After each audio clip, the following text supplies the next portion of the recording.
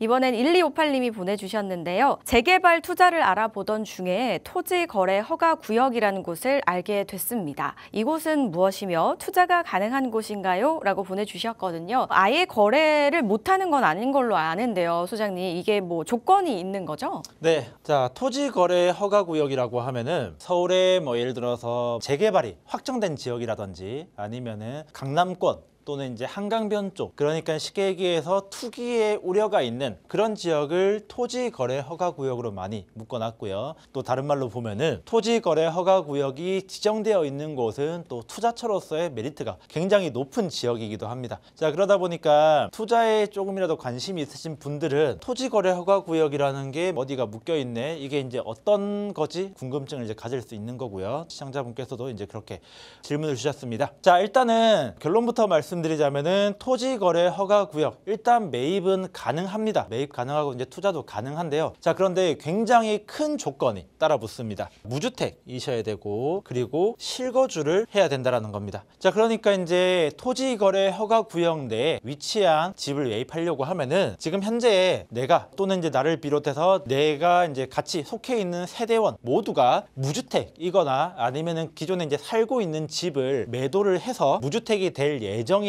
그런 사람만이 실거주를 목적으로 매입할 수 있는 곳이 이제 토지거래 허가구역이다라고 이제 보시면 되겠습니다. 토지거래 허가구역 같은 경우에는 투자 절차에 대해서 이제 말씀드리자면은 말 그대로 허가를 받아야 됩니다. 누구한테 허가를 받아야 되냐? 관할구청에 허가를 받아야 되는데, 자, 무조건 계약 전, 계약하고 허가 받으면 안 되고요. 계약 전에 이제 허가를 받아야 되는데, 계약 전에 구청에다가 토지거래 허가 신청서라는 거를 작성해서 들어가게 됩니다. 자, 거기다가 이제 뭘 정리라고 하면은 무슨 목적으로 내가 매입을 하고 언제 매입을 할 거고 어떤 사유가 있는지 그런 식으로 상세하게 소명하는 이제 그런 이제 서류를 작성해서 들어가야 되는데, 구청에 이제 문의를 해보면은 정말 불가피한 사유가 있으면은 꼭 무주택의 실거주가 아니더라도 토지거래 허가가 이제 가능한 이제 그런 부분이 있다고 하는데, 사실상 뭐 현실적으로 봤을 때 그런 사례는 거의 찾아보기 힘들고, 무주택이고 무주택 예정이거나 이제 실거주 목적일 때만 어쨌든 이 허가가 나온다, 이제 그렇게 이제 이해하시면은 되겠습니다. 자, 그러면은 만약에 허가를 안 받고 진행하면 어떻게 되냐? 허가를 안 받고 진행하면은 일단은 소유권 이전 자체가 불가능합니다. 자, 우리가 이제 계약을 하고 잔금을 칠 때쯤 되면은 이 소유권 이전이라는 것을 진행하는데, 소유권 이전 진행할 때 이 토지거래 허가구역 같은 경우에는 토지거래 허가증이라는 게 나오는데, 이 허가증이 없으면은 애초에 등기소에서 소유권 이전 자체를 받아주지 않습니다. 그러니까 허가를 받지 않으면은 아무리 뭐 계약하고 잔금을 다 준다라고 해도 이전 자체가 불가능하다라고 이제 보시면 되는 거고요. 자, 그리고 이제 만약에 처음에 무주택의 실거주 목적을 가지고 매입을 한다 하더라도 최초의 목적과 다르게 전세를 준다든지 목적과 다르게 이용을 하게 될 경우에는 과태료가 부과되는데, 보통 이제 매입한 가격의 10%가 이행강제금으로 이제 부과가 되는 거고요. 자, 이 목적 자체는 2년간 유지를 해야 됩니다. 그러니까 매입을 하고 2년 동안은 무조건 실거주 의무를 이제 가져야 되고요. 만약에 2년 안에 실거주 안 하고 뭐 전세 준다든지 뭐 그렇게 하면은 매입한 가격의 10%에 해당하는 금액이 이행강제금으로 부과된다, 그렇게 이제 보시면 되겠습니다. 자, 근데 최근에 기사에서 상당히 좀 주목할 만한 것이 하나가 나왔죠. 이 서울에 있는 토지거래 허가구역을 해제하겠다라는 기사가 떴습니다. 물론 어디까지 해제할 것이냐, 그러니까 그 범위라든지 시점 이런 게 이제 아직 나온 건 아니지만은 해제를 한다라는 이제 발표가 나왔다 보니까 많은 이제 투자자분들이 주목하고 있고, 또 이제 토지거래 허가구역으로 묶인 지역 같은 경우에는 일단 기본적으로 투자에 메리트가 있는 재개발이 확정이 되었다든지 아니면 이제 최상급지라든지 이런 부분들이 있다 보니까 지금 시청자분께서 토지거래 허가구역 관심을 가지고 있으니까 이런 부분도 해제가 어떤 식으로 진행될지 이것도 이제 끝까지 한번 눈여겨 보시고요. 만약에 이제 해제가 완료된다라고 하면은 어쨌든 굉장히 이제 투자에 메리트가 있는 지역들이 이제 매물로 풀릴 수 있으니까 투자를 생각하시는 분들은 또 좋은 기회가 될 수 있는 그런 부분이지 않을까, 그렇게 이제 정리해 보도록 하겠습니다.